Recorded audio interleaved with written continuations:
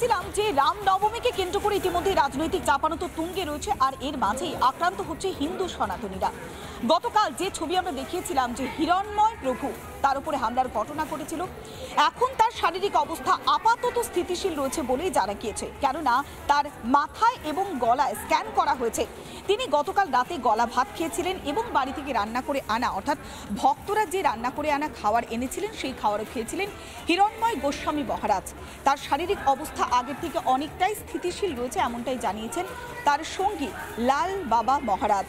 গতকাল Republic Bangla senior editor স্বর্ণালী সরকার পৌঁছে গিয়েছিলেন সেখানে এবং হিরণ্ময় গোস্বামী মহারাজের সঙ্গে কথা বলেছিলেন। তার শারীরিক অবস্থার যেমন খোঁজখবর নিয়েছিলেন, পাশাপাশি সেই ভয়াবহ অভিজ্ঞতার কথাও তুলে ধরেছিলেন হিরণ্ময় গোস্বামী মহারাজ। শুনুন একবার। একটু ভালো লাগছে, তবে কাল পর্যন্ত নিঃশ্বাস প্রশ্বাসে একটু অসুবিধা হচ্ছিল, তো অক্সিজেন দেওয়া ছিল, আজকে অক্সিজেন খুলে দিয়েছে। কি হয়েছিল মহারাজ? আসলে ওই পাট সেরে যখন আমি বাইরে একটু হাঁটাচলা করছিলাম, পাট শেষ হয়ে গেছে 11:30 হয়েছে, মানে 3-4 ঘন্টা পাট হয়। পাঠের পরে একটু না হাঁটলে একটু কোমরটা ব্যথা হতে পরে 3-4 ঘন্টা বসে থাকতে হয়। তো তখন আচমকা তিনজন এলো, এসে গলায় একটা দড়ির মতন দিয়ে দু সাইডে এমন ভাই করছিলাম, আমিও করছিলাম। ধরার পরে তারপরে একজন পেছন থেকে মাথায় আঘাত করলো, জটা খুলে গেল, কেটে গেল। তারপর হাতে অস্ত্র দিয়ে পুরো হাতটা কেটে গেল। কিছুক্ষণ আমি ডাকছিলাম, আমাদের পুরো এলো, মানে একজন ছিল সঙ্গে, কিন্তু ওটা আমি মোবাইল আনতে বলেছিলাম যে মোবাইলটা নিয়ে আসতে একদম, ততক্ষণেই এই ঘটনা হয়েছে। আসলে দেখুন, সেই সময় তো তাদের মুখে কালো কাপড় দিয়ে কি আর কি সব দিয়ে ঢেকে রেখেছিল। তো এবার বারবার তো আমি সমস্যায় পড়ি, এর আগেও বারবার আক্রমণের শিকার হয়েছি, তো এবারও দেখতে পাচ্ছি জটাগুলো কেটে দিয়েছে, জটাগুলো কেটে দিয়েছে। এদিকের জটা, আমি সত্যি বলার কোনো ভাষা নেই। এর আগে কেন আপনাকে টার্গেট করা হচ্ছে এইভাবে? একটা ভিডিও ভাইরাল হয়েছে, আমরা দেখলাম শুভেন্দু দিকে তিনি করেছিলেন।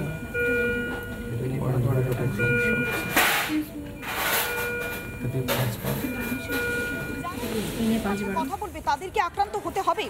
গতকাল থেকে লাগাতার এই খবর সম্প্রচার করে গিয়েছে রিপাবলিক বাংলা এবং একই সঙ্গে সেই ভয়াবহ অভিজ্ঞতার কথাও জানিয়েছেন হিরণ্ময় গোস্বামী মহারাজ। আজ তার শারীরিক অবস্থা কেমন ছিল, আমাদের প্রতিনিধি ঐন্দ্রিলার প্রতিবেদন দেখতে।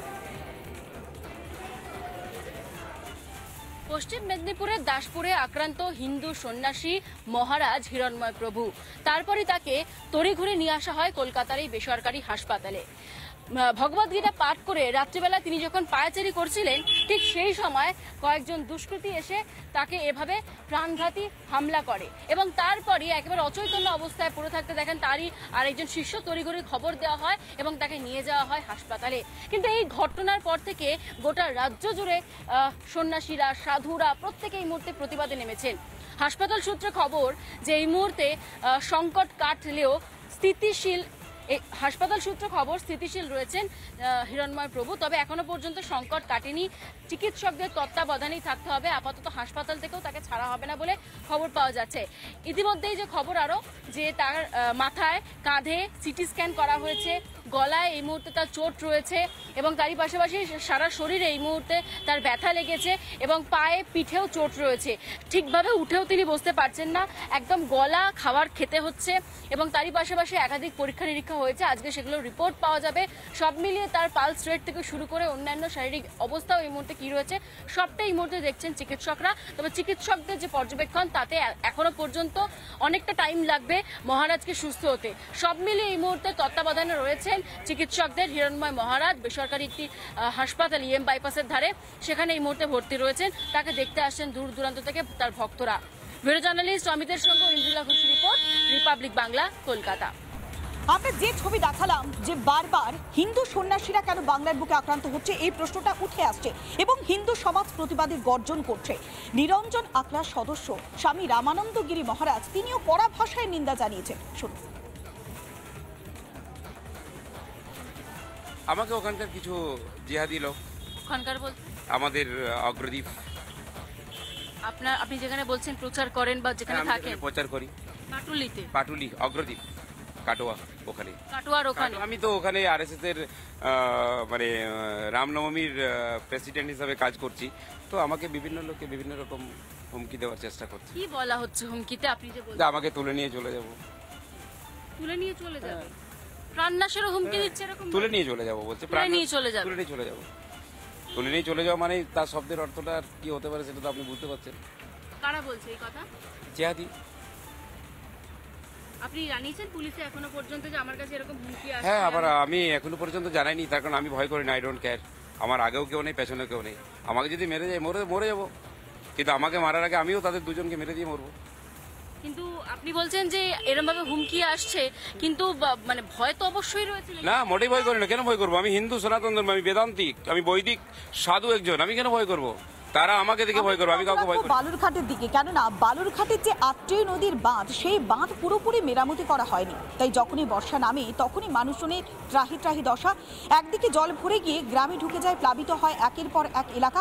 মানুষজনের মধ্যে আতঙ্ক সৃষ্টি হয়েছে। বারবার প্রশাসনকে জানানো হয়েছে, তারপরেও টনক নড়ছে না। কবে সংস্কার হবে বাঁধের, এই প্রশ্নটাই করছেন স্থানীয় বাসিন্দারা।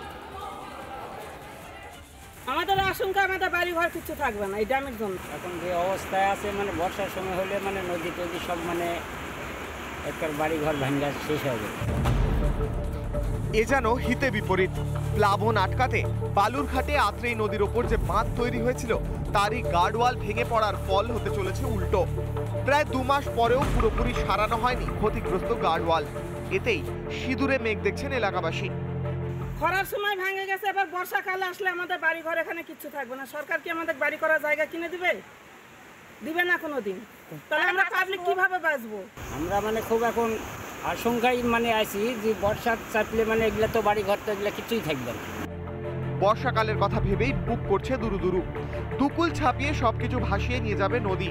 তবে ভরসা ছিল প্রশাসনের ওপর। স্থানীয়রা আশা করেছিলেন মৌসুমী বায়ু ঢোকার আগেই ঠিক হয়ে যাবে সব, কিন্তু না ইঞ্জিনিয়ার না ঠিকাদার, কারোর টিকি দেখতে না পাওয়ায় বাড়ছে ক্ষোভ। তো বস্তা ফেলেতে চলে গেছে, সব পালাইছে, কেউ নাই। ঠিকাদার ইঞ্জিনিয়ার কেউ নাই, সবাই পালাইছে। শহরবাসীর দাবি, হয় বাঁধ মেরামত হোক, নয়তো কংক্রিটের ড্যাম পুরো ভেঙে দিয়ে আগের অবস্থায় ফেরানো হোক। কবে এই নদী বাঁধ ঠিক হয় সেদিকেই নজর থাকছে। দক্ষিণ দিনাজপুর থেকে রিপন ভৌমিক, রিপাবলিক বাংলা। নানা ধরনের কন্টেন্ট দেখার জন্য লাইক করুন, শেয়ার করুন আমাদের ফেসবুক পেজ, সাবস্ক্রাইব করুন আমাদের ইউটিউব চ্যানেল। পাশাপাশি অন্যান্য ব্রেকিং নিউজের জন্য অবশ্যই চোখ রাখুন রিপাবলিক বাংলায়।